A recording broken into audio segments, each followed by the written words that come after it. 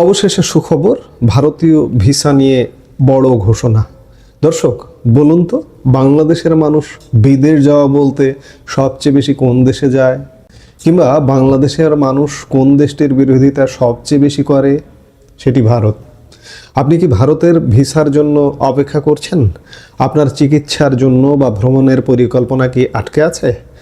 দীর্ঘ প্রতীক্ষার পর ভারতীয় সহকারী হাই কমিশনের পক্ষ থেকে এলো এক বিরাট ঘোষণা। কবে থেকে স্বাভাবিক হচ্ছে সব ধরনের ভিসা প্রক্রিয়া? কেন এতদিন এই কড়াকড়ি ছিল?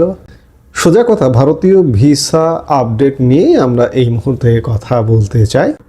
দর্শক, আশা করি সবাই ভালো আছেন।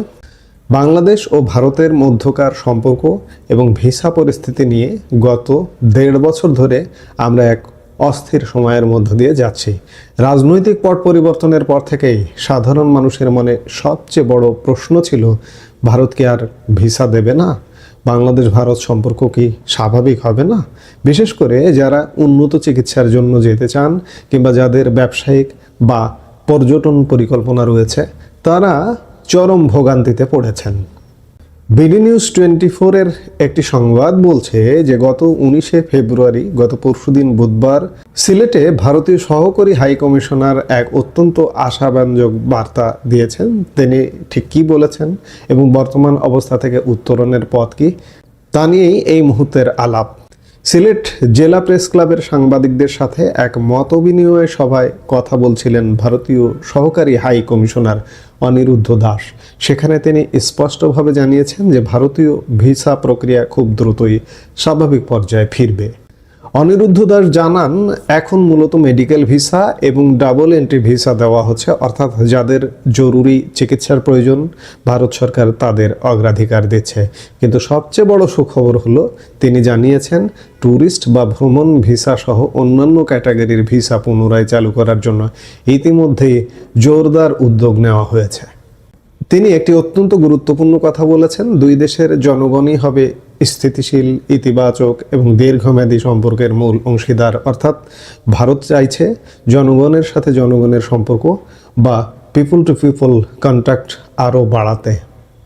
আমরা জানি যে 2024 সালের জুলাই আগস্টের ছাত্র জনতার তথাকথিত অভ্যুত্থান, বা অন্যভাবে বলতে হয় যে জুলাই ষড়যন্ত্র, এবং পরবর্তী রাজনৈতিক পরিবর্তনের পর দুই দেশের সম্পর্কের মধ্যে বেশ খানিকটা টানাপোড়েন শুরু হয়।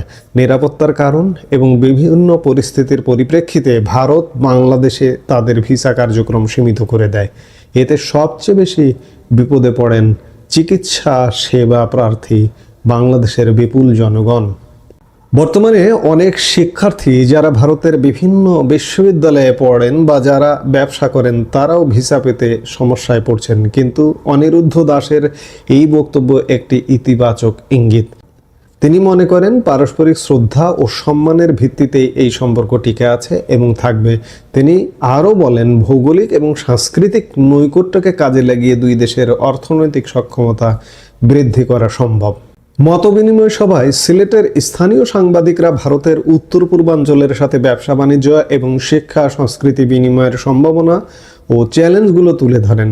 ভারতের এইড টু বাংলাদেশ এবং এলওসি লাইন অফ ক্রেডিট প্রজেক্টের আওতায় সিলেটের আর্থসামাজিক উন্নয়নে নতুন প্রকল্প গ্রহণেরও আহ্বান জানানো হয়।